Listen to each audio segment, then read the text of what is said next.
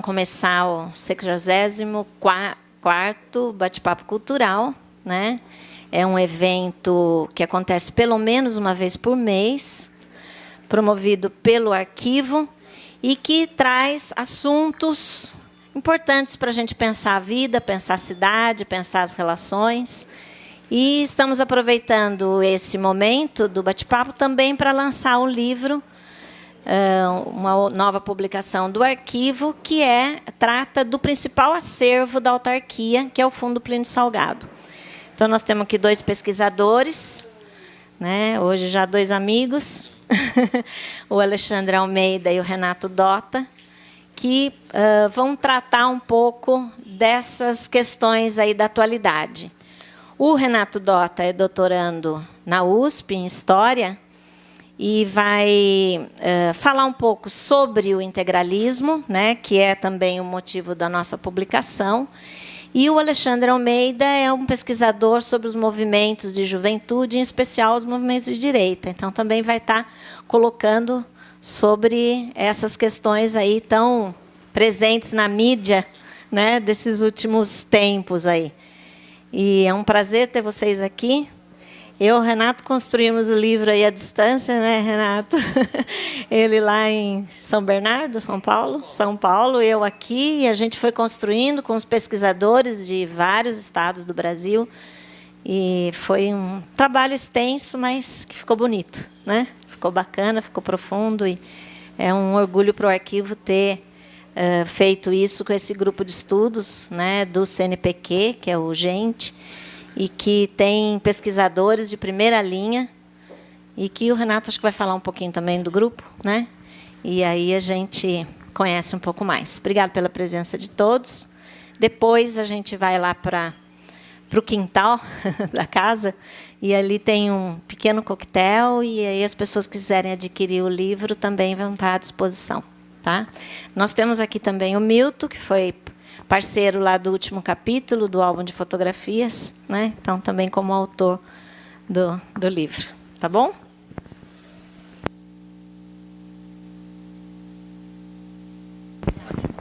Obrigado, Tereza, pelas palavras gentis aí, né? Então, esse livro que está sendo lançado hoje é mais um fruto da nossa parceria, da parceria entre o Arquivo de Rio Claro e o GEINT, né? O grupo que eu criei em 2001, né, no já longínquo ano de 2001, já são 12 anos aí de estrada, né? Hoje o grupo está vinculado ao CNPq, né? O Alexandre, que é ao meu lado, também faz parte do grupo, né? E esse grupo é um grupo de pesquisadores sobre os partidos de direita, né? Então, no meio universitário, no meio acadêmico de história, normalmente os estudos são mais focados na esquerda, normalmente em comunismo, anarquismo, né? E por conta, eu comecei a fazer o mestrado sobre o integralismo, que é um movimento de direita brasileiro, que começou na década de 30, né? Mas a rigor tem pessoas aí até hoje, né? Que se dizem parte do movimento. E eu basicamente estudo a década de 30, né? E assim, só que eu tinha uma grande solidão aí, né? Não tinha com quem trocar ideias a respeito. Então, graças aí à internet, eu criei uma lista de discussão, né, pela internet, e acabei agregando pesquisadores de vários estados do Brasil, tá? E nisso, em todo esse processo, eu vim aqui no Arquivo de Rio Claro para continuar a minha pesquisa. O Arquivo de Rio Claro foi fundamental não só para a minha pesquisa, como para vários membros desse grupo, né? E principalmente, um primeiro fruto dessa parceria Arquivo de Rio Claro e GEINT foi um livro que saiu em 2004. Aliás, o livro já foi fruto de um primeiro encontro de pesquisadores. O primeiro encontro do GEINT foi no Arquivo de Rio Claro, ainda quando na casa que ficava ali na Avenida 3, né? Ali em frente à Praça da Liberdade, né? Um casarão muito bonito, inclusive da mesma época, acredito eu, que essa casa aqui, da época do auge do café, né?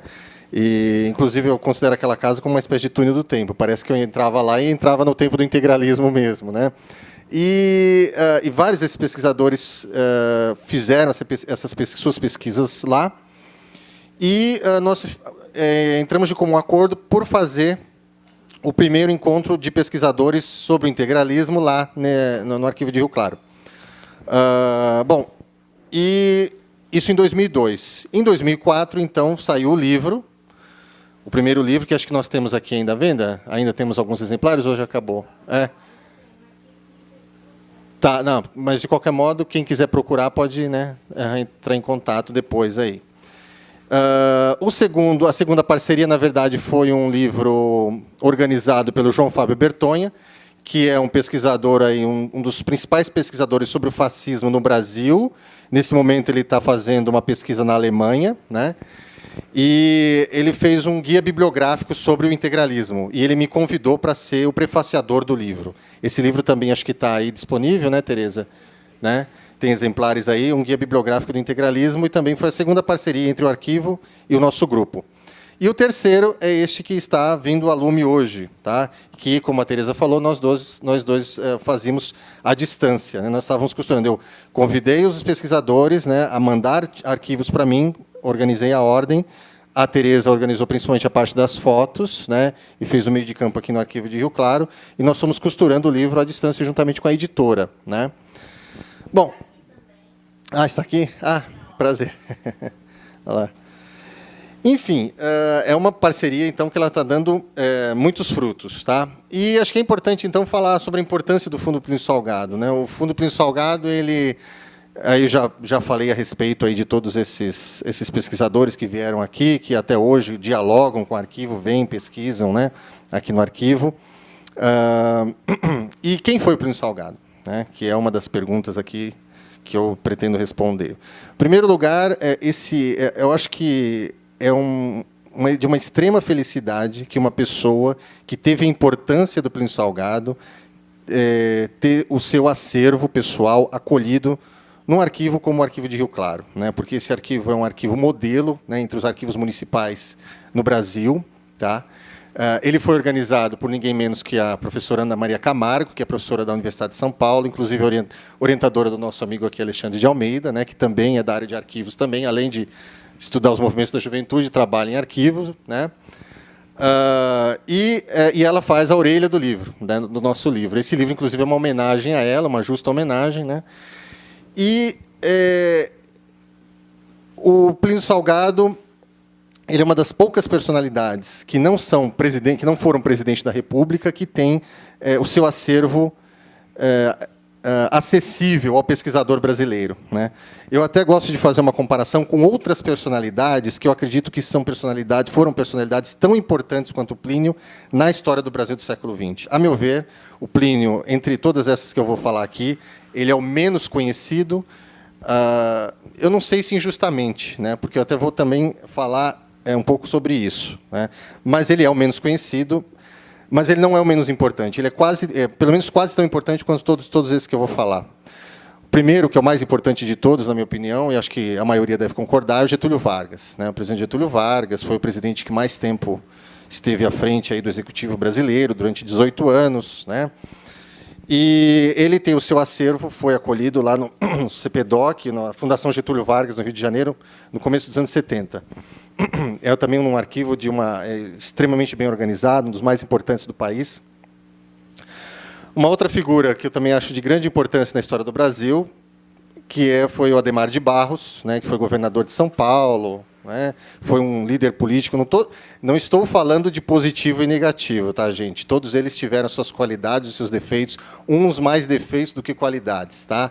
E aí, quando eu falo do Plínio Salgado, é a mesma coisa. Estou falando em termos de importância, porque quando às vezes a gente fala de importância, às vezes acham que é positivo, tá? Mas não. Né? Eu estou querendo dizer que é importância, e aí a gente pode ver se a importância é positiva ou negativa. Mas o Adhemar de Barros, ele, felizmente, ele também tem o seu acervo. Por ele ter sido governador, é bem mais fácil essa acessibilidade, né? Embora isso nem sempre seja regra. Mas o Adhemar de Barros teve o seu acervo acolhido pelo Arquivo do Estado, que também é um dos acervos principais do Brasil, um dos mais bem organizados. Agora está com um prédio super moderno, lá em São Paulo, perto do metrô Tietê. Outra figura que é fundamental e que uma parte da documentação ela também está acessível ao pesquisador, Luiz Carlos Prestes, que é também um que não teve nenhum cargo executivo, e ele é de uma importância fenomenal, né? Ele foi fundamental no século XX brasileiro, e boa parte do arquivo dele está no arquivo Edgar Lohenroth, em Campinas, tá? Dentro da Unicamp.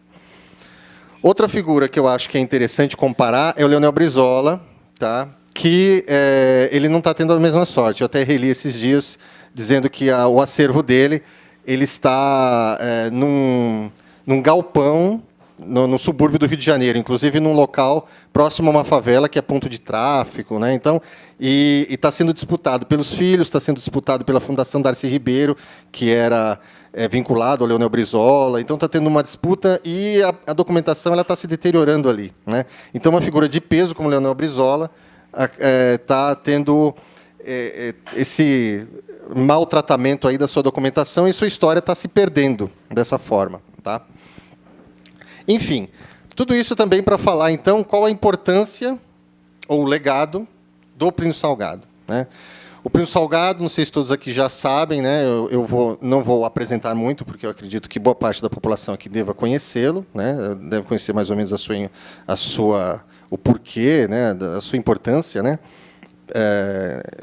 Pelo menos no sentido superficial. O Plínio Salgado foi político, principalmente político, mas no primeiro momento ele foi escritor. Tá? Um romancista. E mesmo como romancista, ele está esquecido, né?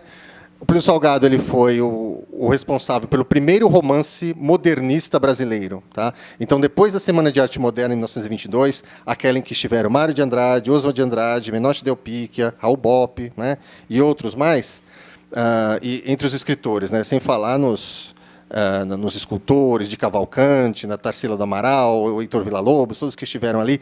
O Plínio Salgado esteve no meio dessas pessoas. Ele frequentou o Teatro Municipal de São Paulo, né? Embora ele não tenha sido retratado naquelas séries da Globo, Um Só Coração, né? Que retratou a Semana de 22, né?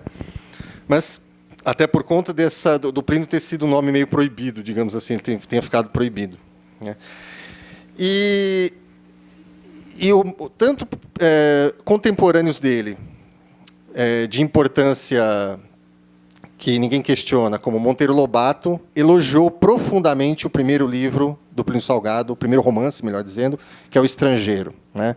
O Estrangeiro, esse que foi o primeiro romance modernista dele, foi publicado em 1926. Foi um livro que se esgotou em 20 dias de sua publicação, a primeira edição. Tá? E foi extremamente elogiado por figuras como Monteiro Lobato e como Mário de Andrade, além de outros menos conhecidos. Tá? Esse livro foi o primeiro de uma série que depois o Plínio batizou de Crônicas da Vida Brasileira, em que ele retratava o dia a dia da política e da sociedade do seu tempo. Né? Então, o primeiro foi O Estrangeiro, que foi em 1926, depois O Esperado, tá? Um livro chamado O Esperado. O terceiro livro, esse de 31. O terceiro livro, O Cavaleiro de Itararé, de 1933. E o quarto é A Voz do Oeste. O Estrangeiro é sobre um imigrante russo que vem para o Brasil. Tá? E aí ele encontra aquela sociedade em que o imigrante italiano ele estava tomando o lugar do brasileiro, do caboclo brasileiro. Vejam que é uma temática nacionalista já. Né?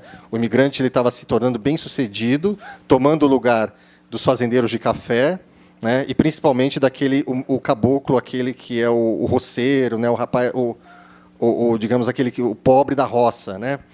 Que aquele ele nunca vai ter uma fortuna, ao contrário do imigrante. O Esperado, que é um livro messiânico. Ou seja, ele está à espera de um líder político que vá guiar os destinos do Brasil. Né? O próprio Plínio vai querer encarnar esse papel. E daí uma das polêmicas em torno do Plínio Salgado. O terceiro livro, mas é um livro muito bem escrito também. O terceiro livro é o livro O Cavaleiro de Itararé, que é uma visão pessoal dele a respeito da coluna Prestes e da Revolução de 30.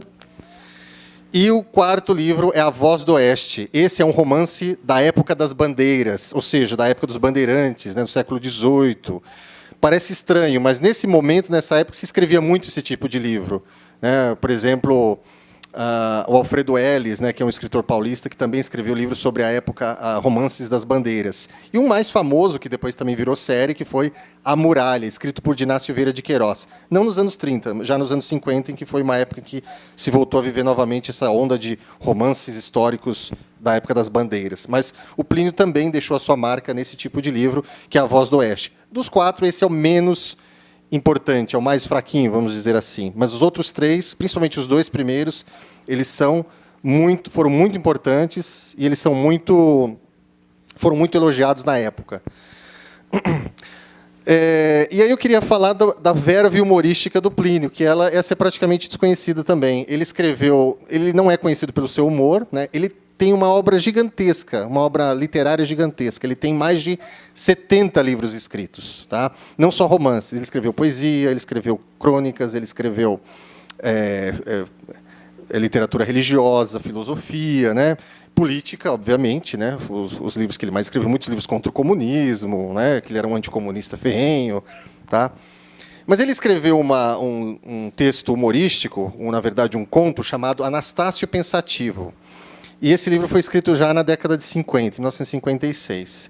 Esse livro ele está incluído nas suas obras completas no 20º volume. Eu recomendo a leitura, porque é uma análise da política e da sociedade brasileira naquele momento em que ele estava vivendo. Parece num linguajar parecido com o do Machado de Assis, com o de Voltaire, né? Então, é uma forma cômica de ver a realidade brasileira, só que sempre de um viés conservador. Mas, mesmo assim, é muito interessante. Tá? Eu estou dizendo esse aqui porque esse aqui é completamente esquecido mesmo, e é um que eu achei muito peculiar, muito interessante. Mas o Plínio, o próprio Plínio se considerava um escritor, sim, mas o escritor era mais era um meio para se chegar ao fim, que era a política. O fundamental para o Plínio era a política. E a política para o Plínio Salgado era o movimento que ele fundou na década de 1930, que foi o integralismo. E aí é que reside a polêmica em torno do Plínio Salgado. Porque o que foi o integralismo?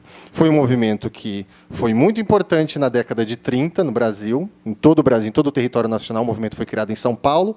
Rio Claro foi uma cidade importante, inclusive, o movimento. Rio Claro foi o local onde se vestiu pela primeira vez a camisa verde, que marcou o integralismo aí. E o integralismo, ele se filiou, ele é considerado pelos pesquisadores aos movimentos fascistas internacionais, né? Então, o próprio Plínio, quando ele visitou a Itália em 1930, ele ficou profundamente impressionado com o que acontecia na Itália fascista, com aquela modernização conservadora, né, e com o ditador italiano Benito Mussolini. Ele não estava ligando para a questão da violência, para a questão da falta de democracia, da não oposição política. O importante para o Plínio era a modernização, e de uma forma conservadora. Tá? Ela incluía as massas, sim, mas de uma maneira que as massas concordassem com com as diretrizes governamentais. Tá? Então, se baseando nesse movimento que ele viu na Itália, e ele aplaudiu, e ele ficou maravilhado, ele criou o movimento dele, tá? Que foi um movimento que durou 5 anos, parece pouco, né? Entre 1932 e 1937, até ele ser proibido pelo governo do Getúlio Vargas. Por conta dessa similaridade com o fascismo, então, camisa colorida, né, no caso, camisa verde, que parecia com a camisa preta do fascismo, e a camisa marrom do nazismo, camisa parda, né? Simbologia, no caso do integralismo, sigma, comparado com a suástica, né, dos nazistas e o facho litório dos fascistas. Por conta de toda essa simbologia fortíssima que deixou uma marca importante no Brasil da década de 30, o movimento integralista ele ficou associado para boa parte da sociedade brasileira como um movimento de caráter fascista, né?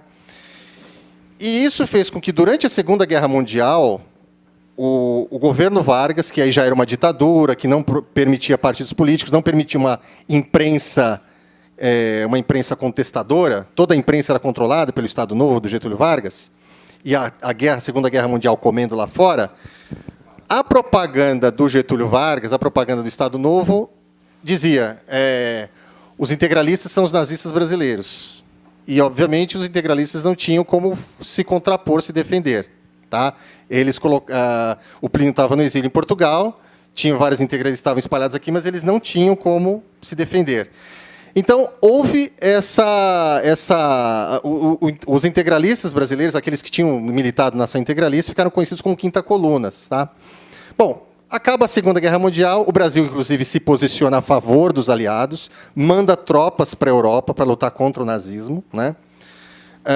E em 45, quando acaba a Segunda Guerra Mundial, e aí tem aqueles resultados horríveis, né, quer dizer, o Holocausto e tudo mais,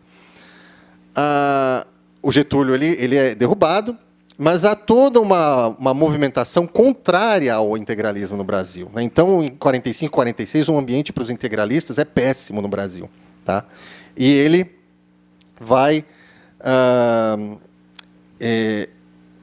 E o Plínio, mesmo tentando reorganizar o seu partido, vai ter uma certa dificuldade inicial para isso, por conta da imagem ficou colada, a imagem integralismo igual ao nazismo brasileiro, integralismo igual ao fascismo tupiniquim. Tá? Então, essa imagem ela ficou arrastada, ela se arrasta até os dias de hoje, para boa parte da população, para a imprensa, né? Graças aí, em boa parte devido à propaganda do Estado Novo e aos resultados da Segunda Guerra Mundial. Tá? O Plínio teve algum sucesso, ele criou um partido chamado, em que não tinha o nome integralismo, como antes, né, que o integralismo na década de 30 chamava-se Ação Integralista Brasileira. Na década de 40, em 45, 46, passou a ser o Partido de Representação Popular, um nome que não tem nada a ver com integralismo. Né? E o Plínio continua escrevendo seus livros e continua sua carreira política, de modo que ele vai ser candidato a presidente da República em 55. Foi na eleição que o Juscelino ganhou. Ele é o menos votado, mas ele tem um número muito superior de votos do que se esperava. Tá? Mostra que o Plínio Salgado ele ainda fazia alguma mobilização política. Eles não usavam mais a camisa verde, não usavam mais aquela simbologia, justamente para se associar o menos possível com o nazifascismo. Certo? Eles se desvencilharam. Mas muitas pessoas que já não simpatizavam com eles, com os integralistas, com o Plínio Salgado, vão taxá-lo sempre como o fato de os integralistas serem nazistas, deles terem afundado os navios, ajudado os nazistas a afundar navios durante a Segunda Guerra Mundial. Tá? De modo que, próximo aí à morte do Plínio Salgado, nos anos 60, 70, principalmente depois de 75, ele fica completamente esquecido mesmo. Fora dos círculos de admiradores deles, dos integralistas ainda, né, que sobravam, né, dos mais velhos, né, a imprensa ela trata de uma forma muito lacônica o falecimento do Plínio Salgado, né, ela trata de uma forma muito rapidamente. E como o Brasil estava num outro momento histórico, quer dizer, a gente estava no auge da ditadura militar e 75 é o começo do governo Geisel, o começo da abertura política. Então, o que a gente teve naqueles anos ali? A gente teve a morte do Vladimir Herzog, a morte do Manuel Fiel Filho, em 76, né? E os pedidos pela direta já, pela abertura política, etc. E o Geisel estava naquele movimento da democracia, da abertura lenta, gradual e segura. Né? Então, a sociedade brasileira estava indo num rumo oposto ao que o Plínio Salgado defendeu durante muito tempo. O Plínio Salgado, é bom lembrar, ele defendeu o regime militar de 64. Ele foi um deputado da Arena. Né? Os seus partidários eles entraram na Arena, que era o partido de sustentação do regime. E ele, por conta disso, ele ficou sendo esquecido. Mas aí, o fato de o Plínio ele ter tido toda essa trajetória política e intelectual faz com que, depois da morte dele, vários pesquisadores e historiadores se debrucem sobre a obra dele, sobre a vida dele. Tá? E que começam a ver que ele foi muito importante para a sociedade brasileira. Tá? E por que ele foi importante? Eu resumiria, então, em pelo menos três motivos principais. Tá? Ou, pelo menos, em duas áreas. Né? Uma primeira, que seria a questão da literatura. O Plínio Salgado ele foi um escritor muito importante e muito bom. Tá? Isso é uma opinião minha, e é uma opinião de várias pessoas que leem o Plínio Salgado e que não são integralistas, não. São pessoas que não têm vínculo com o integralismo. Ele é um bom escritor. Ele merece ser lido. Mas ele merece ser lido como qualquer escritor merece ser lido, criticamente. Ou seja, o Plínio Salgado, nas suas obras, nos seus romances, ele também fala de política. Ele vende o seu peixe nacionalista, ele vende o seu peixe integralista. Né? Não de uma forma nem sempre panfletária, de uma forma até sutil. Mas ele, né, tem que ser, assim como qualquer escritor.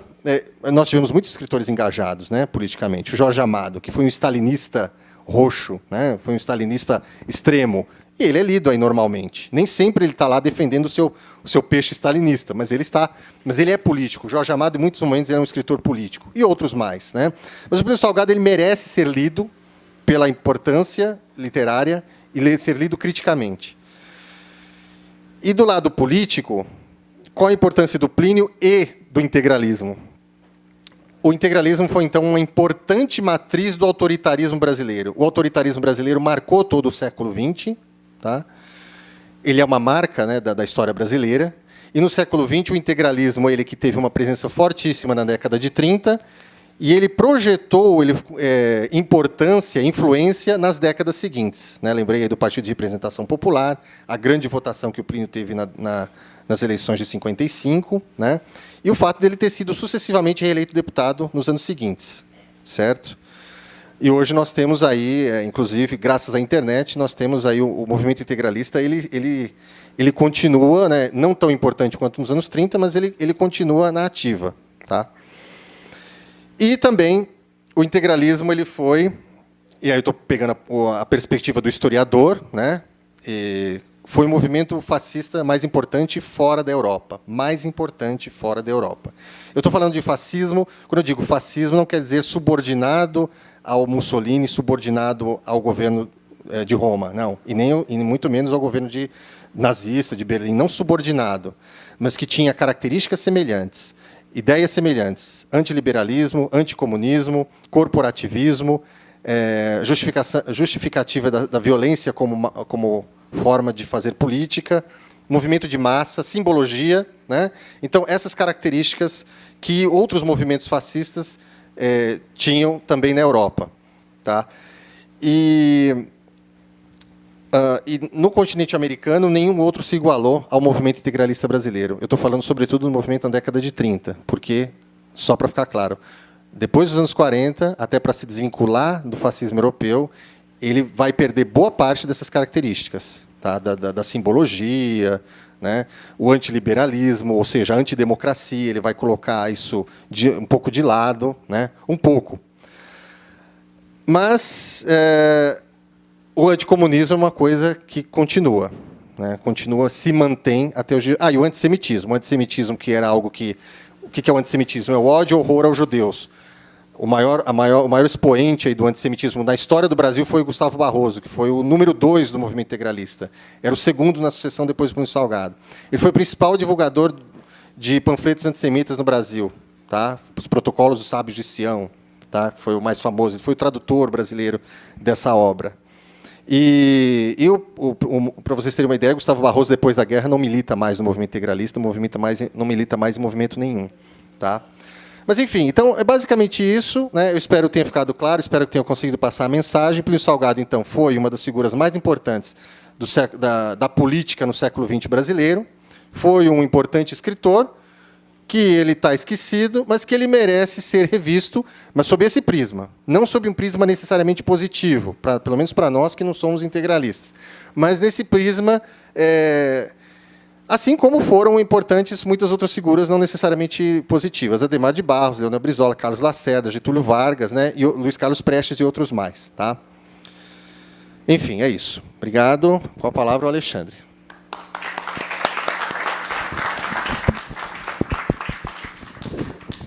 Bom, boa tarde a todos, a todas. Fico muito contente de voltar aqui a Rio Claro, uma cidade muito bacana, muito gostosa, ao convite da Tereza, amiga, né, a parceirona nossa desse tanto tempo aí da existência do grupo. Eu me vinculei ao grupo por volta de 2002, 2003, foi isso quando nós nos encontramos, em 2003. E reforço a fala do Renato a respeito do aspecto do arquivo de Rio Claro ser um modelo de arquivo. Eu trabalho na área de arquivo há mais de 15 anos, né, e já trabalhei em arquivos públicos, arquivos corporativos, atualmente arquivos pessoais, e essa iniciativa dos arquivos de guardar, ter sob sua custódia acervos de personalidades de relevância, como o Plínio Salgado, como o próprio Renato comentou, né, é algo muito importante para o pesquisador e para a própria memória nacional. Né? Ele fala o Renato citou o arquivo do Brizola, o arquivo de Jânio Quadros também. Onde é que está o arquivo de Jânio Quadros? Que foi presidente do Brasil, uma outra figura também de importância para a política nacional, e tantos outros arquivos pessoais que estão por aí. Né? Eles estão por aí. Então, o Arquivo de Rio Claro é um modelo, está de parabéns, é uma instituição exemplar, e nesse meio de arquivos a gente sempre fala, a pessoa quer conhecer algum trabalho, exemplos de trabalhos bacanas, vai em Rio Claro, conversa lá com a Tereza, que é show de bola o arquivo, certo? Bom, eu vou pedir licença para o Renato para eu ficar em pé, porque eu trouxe um PowerPoint aqui e eu não fico meio assim, não consigo ver. Eu posso usar esse microfone sem fio também? Sem fio.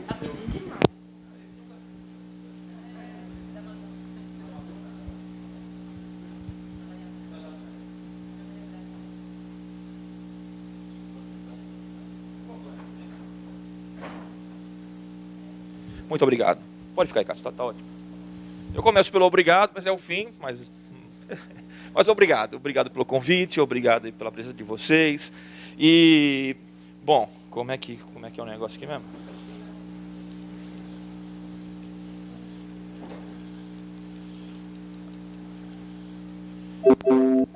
Pronto. O título dessa palestra, ela reflete um momento da minha pesquisa, certo? Eu sou formado em História, mestre em Antropologia, atualmente sou doutorando em História, sob orientação da professora Ana Maria Camargo, e meu trabalho ele se divide entre uma discussão arquivística, de teoria arquivística, que eu não vou falar que vocês vão dormir, na maior, porque...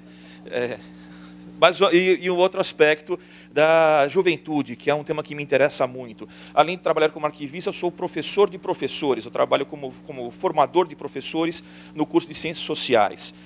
E, bom, boa parte dos meus alunos são jovens. E jovens, eles estão naquele momento da vida de terem as certezas absolutas, de terem as suas bandeiras empunhadas. E, bom, eu também trabalhei como professor dos pequenos, e eu sei o quanto é problemático um professor que não é aberto ao debate, o quanto de prejuízo ele traz para a educação. A gente fala muitas vezes que o problema é o governo, né? Também, é um problemão. Mas um professor mal formado é pior do que o pior dos governos. O estrago na sala de aula é algo assim inacreditável. Né? Temos professoras aqui, eu vejo as professoras balançando a cabeça, então lamentavelmente sabemos do que estamos falando. Né? E eu não fiz nada aqui. O que aconteceu aqui? Espera aí, só. Apareceu uma conexão de escada. Só um minuto. Não, tá ótimo assim tá ótimo. Tem o besourinho aqui que eu mudo. Então, o título dessa palestra reflete esse momento. Eu estou pensando ainda, certo? O trabalho de pesquisa só acaba quando a gente morre, na verdade. Né? Então, é um momento, são ideias iniciais, estou colocando à prova, a discussão, a críticas. E eu quero falar dos jovens de direita, e a direita entre aspas de propósito, porque no embate político, direita e esquerda são termos exaustivamente utilizados. Né? Ele é de direita, eu sou de esquerda, ou vice-versa. Né? No jogo político, especialmente no momento de eleição, ele faz sentido, certo? Para o embate político, para o embate eleitoral. Academicamente, Renato que está... também pensamos da mesma maneira, é um conceito, como conceito científico, ele ainda está em construção. O que é ser de direita? O que é ser de esquerda? Tá? E eu penso manter entre aspas, porque ainda não tenho elementos, ou mesmo o nosso grupo de pesquisas ainda, nós estamos caminhando ainda com a construção desse conceito, se é que no futuro nós não chegamos à conclusão de que não, esse conceito não é o mais adequado. A ciência é assim, ainda bem que ela é assim. Tá? E eu proponho hoje falar um pouquinho sobre a trajetória e a agenda política de organizações nacionalistas juvenis contemporâneas. Certo? O meu e-mail para qualquer contato, dúvidas, enfim, fiquem à vontade. Tá? E eu selecionei três três dessas organizações. Certo? Existem várias outras, mas eu selecionei três para não me estender muito e também porque são organizações com as quais eu tenho mais contato. A primeira delas é a Frente Integralista Brasileira, conhecida como FIB. Ela foi fundada em 2004, durante o primeiro Congresso Integralista Brasileiro para o século XXI, lá em São Paulo. Basicamente, ela é formada por jovens. Existem militantes de outras gerações, mas os que estão na rua, as pessoas que fazem as atividades de panfletagem, manifestações, são jovens. São jovens que se dizem da quarta geração de integralistas. Para ficar um pouco claro isso, a primeira geração de integralistas são os integralistas dos anos 30. A segunda geração, dos anos 50, 70, que são vinculados ao PRP. A terceira geração, dos anos 80, e essa quarta geração ela começa a surgir a partir dos anos 90. Alguns jovens têm ligação familiar com o integralismo, são netos, sobrinho-netos de integralistas, inclusive de primeira geração, né? E outros jovens que se identificaram com os ideias do integralismo. A segunda instituição, ou segunda organização, se chama Ultradefesa. Basicamente, ela atuou entre 2010 e 2012 e foi criada em Mairink, em São Paulo. A terceira é a chamada Resistência Nacionalista. Ela se estrutura, de fato, em 2009, em São Paulo, na capital, né? E, basicamente, ela foi formada por ex-membros de um grupo de skinheads chamado Carecas do Subúrbio. Esses jovens, cansados, pelos relatos que me foram passados, né? Cansados com esse aspecto da gangue, com esse aspecto da violência, da exposição negativa pela mídia, resolveram criar a sua própria organização, certo? Se desvinculando do ganguismo, dos carecas, dos skinheads, porém, aprofundando na questão do nacionalismo, na questão da defesa da família, certo? Então, eles não são skinheads. Eles formaram a partir desse grupo, porém, não se vinculam mais a esses grupos. Certo? Estou falando muito rápido, está tudo tranquilo? Está ótimo. Vamos ver aqui. Aqui é o brasão da Ultradefesa. Aqui é o do meio, que é o... Não, não é o do meio. Aqui, a luzinha vermelha aqui. Então, nós temos o brasão deles, com os dizeres Deus, Brasil e família, substituindo aqui por pátria, nós temos o lema do integralismo, Deus, pátria e família. Não é? Aí, no próprio site, eu não vou me estender muito na descrição dos elementos heráldicos aqui do brasão, mas no site há uma descrição mais detalhada, explicando o porquê dos machados, o porquê do círculo, certo? Mas eu queria salientar nesse momento para esse aspecto aqui dos dizeres, que tem uma forte inspiração do integralismo. Aliás, o integralismo é uma doutrina política, uma filosofia política que influencia muito esses grupos. Ora, se eles são nacionalistas, eles devem valorizar o que é nacional. Não é? Nesse meio da juventude, há um outro grupo conhecido pelo nome White Power. Não é? São skinheads, que o nome já diz, poder branco. Não é? São jovens que se dizem adeptos do nacionalsocialismo, aquele de Hitler. Não é? Eles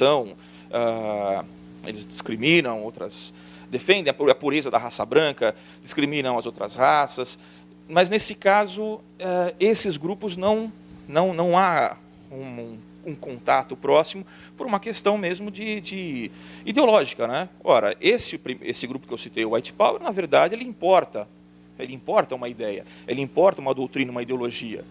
Né? O que esses jovens querem é criar a sua própria doutrina, baseado na experiência nacional. Por isso que o integralismo os inspira. Eles são integralistas? Não.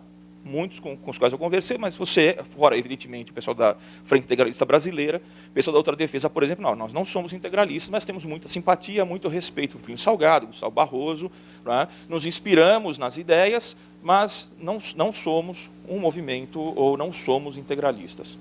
Né? Aí o brasão da resistência, né? Aqui nós temos no meio a Árpia, o Arpia, né? Que é a ave símbolo do Brasil. Né? Vamos ver se eu acerto agora. A FIB não tem um brasão. Eu procurei nas minhas coisas, não achei um brasão, então trouxe aqui uma foto de uma manifestação realizada durante um desfile do 9 de julho, data comemorativa da Revolução, né, constitucionalista, lá na região do Parque do Ibirapuera. Todos os anos, o pessoal da FIB vai até ali o Ibirapuera manifestar o seu apoio, manifestar a sua solidariedade, por exemplo, aos policiais militares, manifestar o seu apoio a esta data, né, e manifestar também apoio à ideia de que o Brasil precisa de uma nova Constituição, atualmente. Né. Só um dos argumentos, e esse argumento me parece algo que precisa ser bem pensado mesmo, boa parte dos artigos da Constituição de 88, de 25 anos atrás, não foram regulamentados ainda. Então, eles estão chamando a atenção, isso é o que sempre me interessa em estudar no jovem, eles chamam a atenção para causas que são urgentes e que muitas vezes a classe política deixa passar, não se interessa, enfim, isso é um problema sério. O nosso problema da Constituição é muito sério. Temos artigos muito bons, é uma Constituição de primeiro mundo, porém, boa parte dela não foi regulamentada. 25 anos, é muito tempo. Bom, e aí eu elenquei 3 aspectos conjunturais para nos ajudar a entender. Lembrando sempre que eu estou pensando ainda, né? O primeiro aspecto conjuntural para entender o porquê do surgimento desses grupos, dessas organizações, nos é dado por um sociólogo inglês chamado Anthony Giddens. Ele fala do chamado paradoxo da democracia. Em poucas palavras, o que é esse paradoxo da democracia? Ele diz o seguinte: nos dias de hoje, a democracia ela se espalha pelo mundo, certo? Nós temos lá a Primavera Árabe. O que é a Primavera Árabe? O elemento da democracia está ali, a democratização, não é? O voto, o acesso ao voto, votar e ser votado. No entanto, ele fala que, por mais, paradoxalmente, as democracias elas se espalham, porém, elas são fracas. Elas têm um problema muito sério. Por quê? Porque não se leva em consideração, muitas vezes, também é um pensamento meu, o aspecto cultural. Como que você estabelece uma democracia numa cultura que tem um viés autoritário? Voto, as mulheres, direito ao voto das mulheres. Sim, é algo justo. Mas como implantar isso num país onde, culturalmente, a mulher ela tem o seu direito de ir e vir, ser circunscrito pelo limite da casa, né? E ser acompanhado pelo marido, enfim. Há um descompasso entre o político e o cultural, certo? O segundo aspecto é o multiculturalismo. Quer dizer, vivemos em sociedades cada vez mais marcadas pelo multiculturalismo. E isso causa conflito. Lógico, conviver com o diferente é conviver com o conflito. Não há outra possibilidade. Eu tenho um aluno que me disse que jamais sentiu qualquer tipo de estranhamento. Esse é um conceito antropológico, estranhamento. Ele nada causou estranhamento a ele. Não é? E depois ele relatando uma experiência, qual que era? Agora fugiu da cabeça. Você lembra, Yara? O Zelmar. Poxa, me perdoem, eu esqueci, fugiu do exemplo. Mas é algo assim, algo bem trivial, que ele ficou assustadíssimo, ele ficou incomodadíssimo com aquilo. Chama-se Zelmar, o aluno. Zelmar, isso é estranhamento. Não, mas isso sim, falando com ele sobre os skinheads white power. Né? Ele, não, mas tem que matar todos eles, tem que prendê-los. Falei, Zelmar, isso é o estranhamento. Isso é estranhamento. Quer dizer, eu usei um exemplo extremo, mas nós, no nosso cotidiano, nós vivemos o estranhamento, certo? E o estranhamento nos provoca incerteza, nos provoca insegurança. E, por último, nós temos aí, um pouco lugar comum, mas os jovens chamam a atenção para a urgência do fortalecimento das instituições, que hoje se enfraquecem, certo? Elas se enfraquecem. e se enfraquecem, por exemplo, por falta de credibilidade. Se eu perguntar aqui, quantos aqui confiam de olhos fechados no Congresso Nacional, levante a mão. Ninguém levanta a mão? Ninguém levanta a mão. Há uma sensação de enfraquecimento da instituição. E instituições enfraquecidas enfraquecem a democracia, enfraquecem a sociedade. E provocam insegurança, provocam incerteza. Daí, é algo, não diria natural, mas não é incomum que muitos jovens eles se remetam a esses movimentos que trazem a segurança, a certeza, a estabilidade, e se inspirem na criação dos seus. Certo? A forma de atuação desses grupos é a atuação metapolítica, ou seja, nós não temos grupos disputando diretamente o poder, o parlamento. Como o Renato fala, são os grupos antiparlamentares. Não é? Eles fazem, segundo Flores, um antropólogo também espanhol, ele fala que a metapolítica é um tipo de militância predominantemente ou exclusivamente cultural, que antecede a atividade política. O livro Esperado de Plínio Salgado é um exemplo perfeito do que é a metapolítica. Ele fala de algum partido político? Não. Ele fala de algum nome em especial? Não. Mas ele fala, na visão de Plínio Salgado, escreve no seu livro a necessidade que o país tem, a urgência que o Brasil tem de ter um líder que seja um líder que coloque a ordem na casa, certo? E difunde, então, aí na sociedade civil sua concepção de mundo e visa atingir um impacto histórico. Quer dizer, o objetivo da metapolítica não é exatamente um cargo de deputado federal. Não, eles querem mudar a história. Eles querem mudar aquela ideia da mudança do paradigma, de organização de sociedade, de visão de mundo. Certo? Aí temos alguns eventos e alguns episódios nos quais esses grupos participam. O 9 de julho eu já comentei com vocês o porquê. As manifestações contra o Plano Nacional de Direitos Humanos 3, aquela proposta que causou muita polêmica por tratar de questões de descriminalização do aborto, a questão das drogas, certo? E causou grande comoção popular e muitos grupos se manifestando contra, certo? E as eleições presidenciais de 2010, especialmente, né, a eleição de Dilma Rousseff.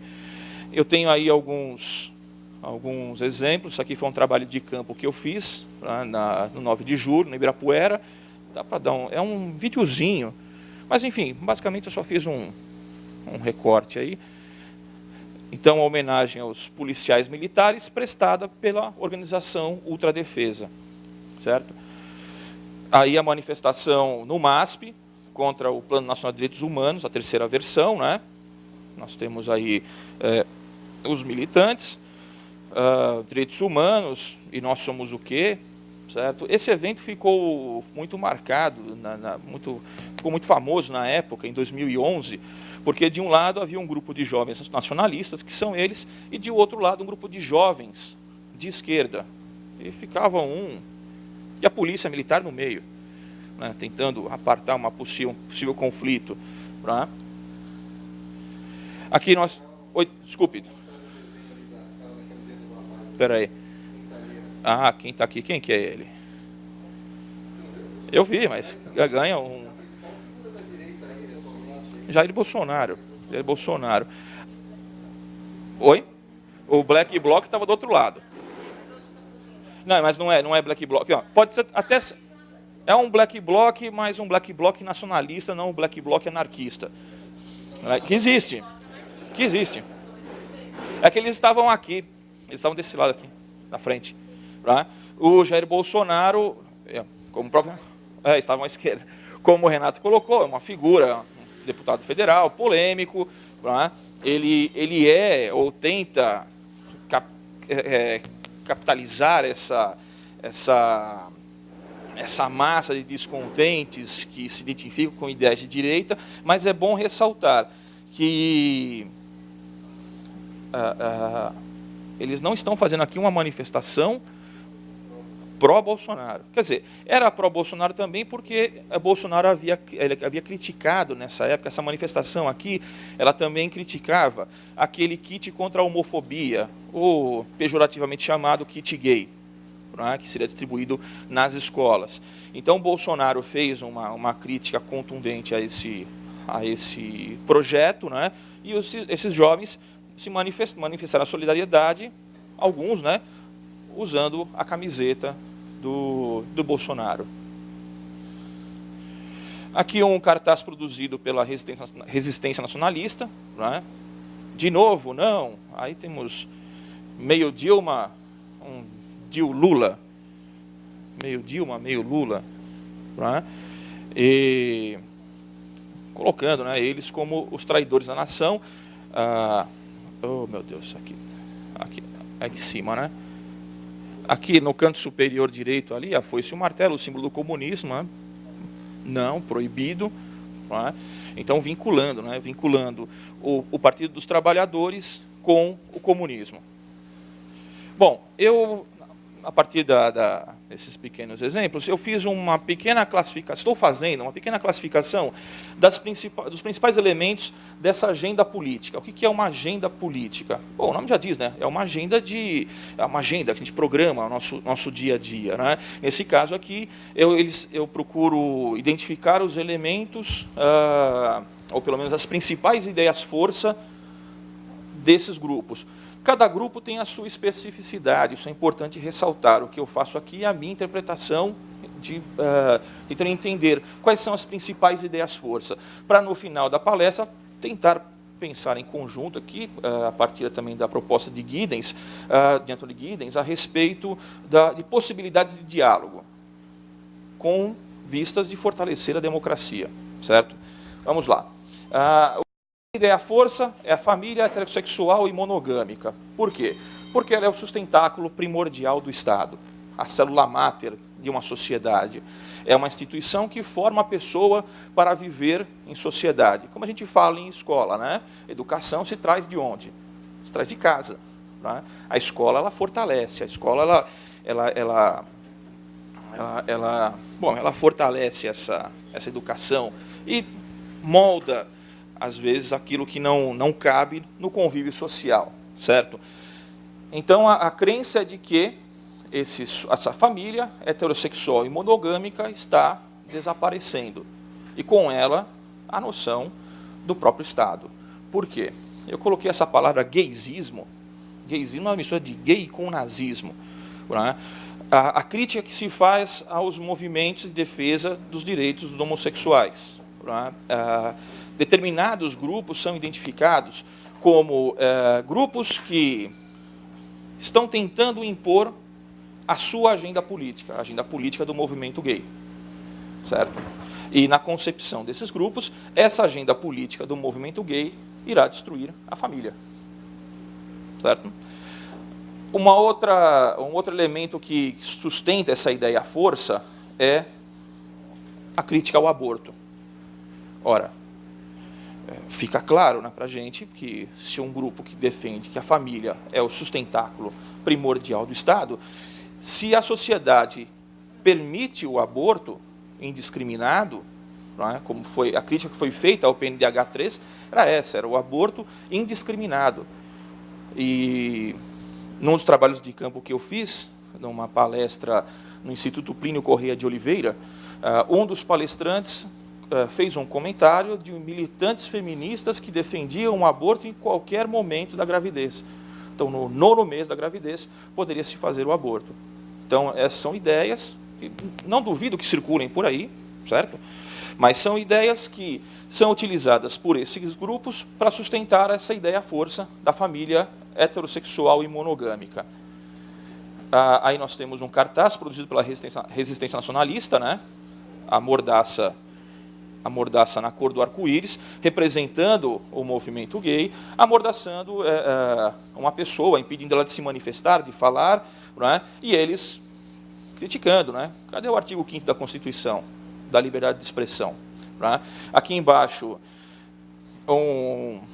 uma frase que a gente vê com muita intensidade em Facebook, né? Orgulho heterossexual, em contraposição ao orgulho homossexual, dizendo que a heterossexualidade, ou palavrinha, está sendo criminalizada, certo? E esse também é um caso clássico de propaganda metapolítica. Nós não vemos aí um partido. A ideia é difundir a ideia, certo? Uma outra ideia força é o anticomunismo, basicamente sustentada por duas ideias. O Foro de São Paulo, já ouviram falar do Foro de São Paulo? O Foro de São Paulo é uma instituição que congrega diversas organizações de esquerda em toda a América Latina, certo? É uma forma de se organizar. E esse discurso anticomunista diz que o Foro de São Paulo tem também como objetivo estabelecer regimes comunistas em vários países da América do Sul. Tá joia. Um outro aspecto é a infiltração gramscista. Antônio Gramsci, um pensador italiano, né, muito famoso entre a esquerda, é identificado por esses grupos como a base de uma nova revolução,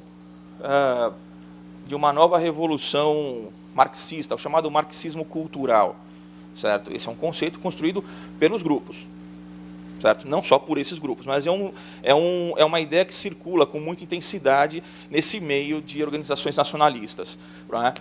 Então esse é um cartaz também criticando aí a Antônio Gramsci, aqui que está ele, né?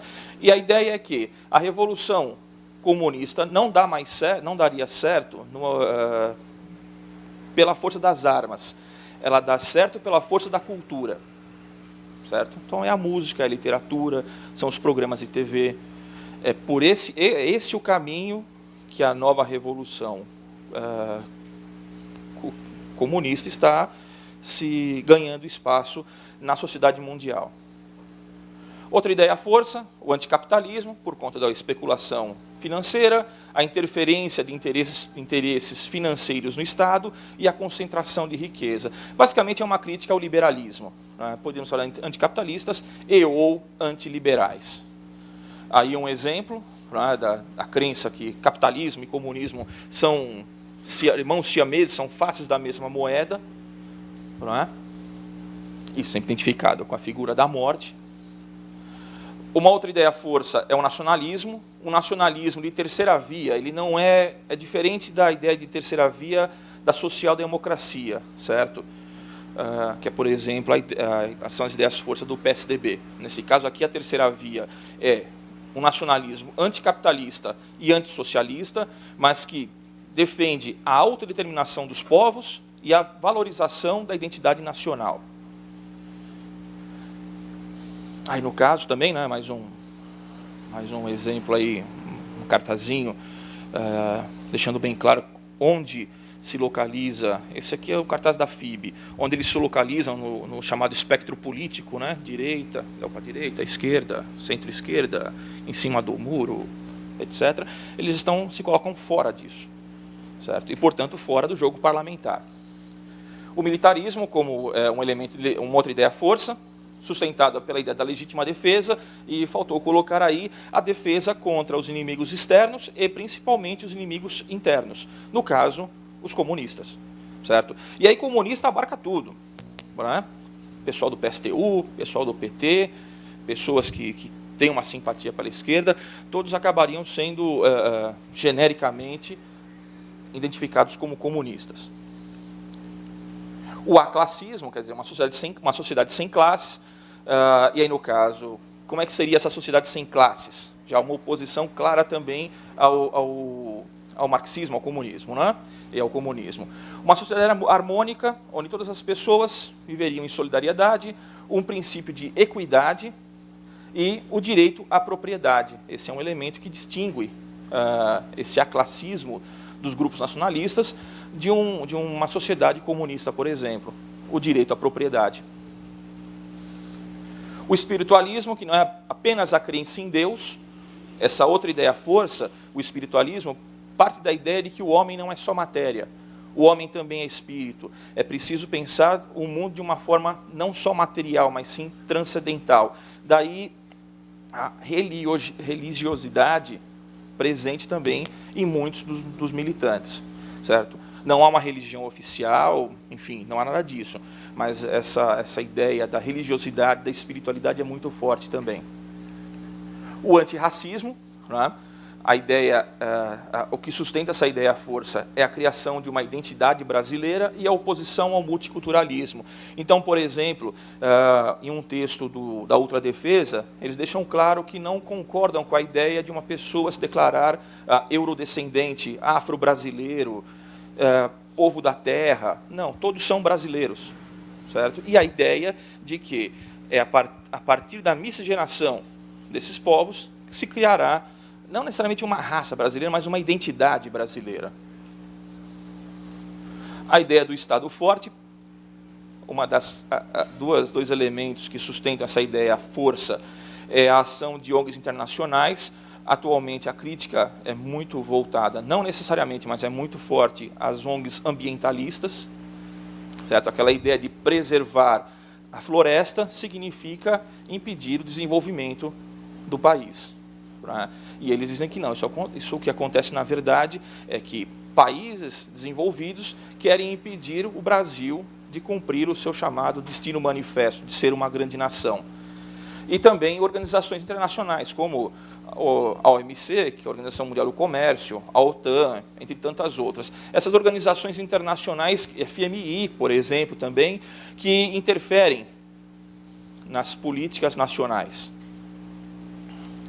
Bom, para finalizar, já que já finalizou e faz tempo, mas para finalizar, a partir do pensamento de Anthony Giddens, e eu estou pensando que eu estou dialogando com os meus alunos, certo? Eu não posso chegar com ele, para ele, futuro professor, dizer, você está completamente errado. Não, é preciso diálogo, certo? É difícil, mas enfim, particularmente eu acredito que é com a tolerância que a gente consegue encontrar caminhos aí que sejam benéficos para todos. E Giddens coloca algumas informações algumas ideias bem interessantes. A primeira, a descentralização efetiva do poder e criação de medidas anticorrupção em todos os níveis.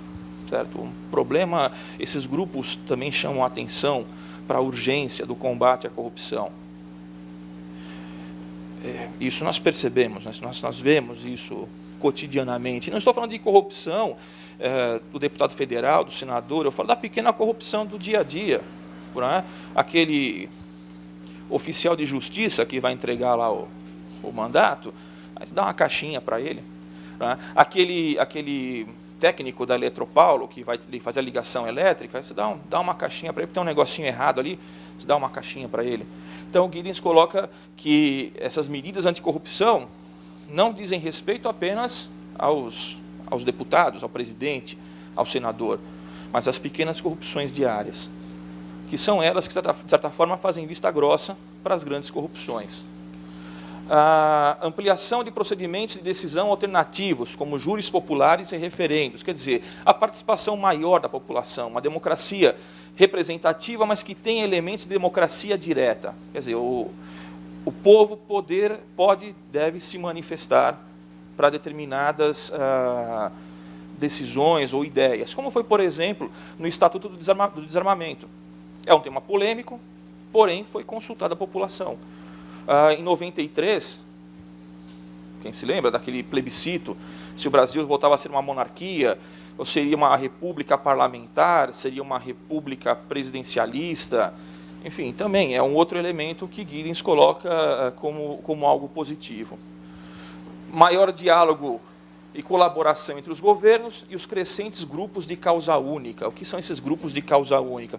Por exemplo, os grupos que defendem os direitos dos animais. Certo? Merecem, devem, segundo Giddens, e eu concordo com ele, é necessário que sejam ouvidos, porque são esses grupos que trazem à tona aquilo que não é visto. Aquilo que não é visto pela grande imprensa, aquilo que não é visto pelos governos, são eles que trazem... Giddens fala, por exemplo, que quando houve aquela epidemia da vaca louca, né? Grupos ambientalistas sérios já denunciavam a existência dessa doença. E o governo não dava atenção. E falava disso anos antes do estouro da epidemia. Certo? É um grupo de causa única. Quer dizer, não é porque ele só tem uma coisa para dizer que ele não vai ser ouvido. Ele deve ser ouvido. Uma vigorosa cultura cívica progressista, marcada pela tolerância. Dá a impressão de que ele está defendendo um regime militar. Não, não é nada disso. Cultura cívica é algo que diz respeito à civilidade, ao convívio entre as pessoas. Né? A pessoa civilizada, ou a pessoa que tem civilidade, né? Sabe conviver com todos na polis, com todos na cidade. E o elemento principal é a tolerância. O fomento de mídias alternativas, em contraponto aos grandes conglomerados. Quer dizer, a internet está aí para isso, né? A internet tem esse papel fundamental de se opor aos grandes conglomerados midiáticos, que aí destroem o espaço público, banalizam ou personalizam questões políticas. Quer dizer, aquela velha ideia de que uma determinada mídia ela é controlada por um grupo de interesse. E nesse grupo de interesse, esse grupo de interesse determina o que será publicado ou não. Precisamos de contrapontos. A internet, repito, é uma excelente ferramenta para dar esses contrapontos. E, por fim, o meu obrigado. Muito obrigado.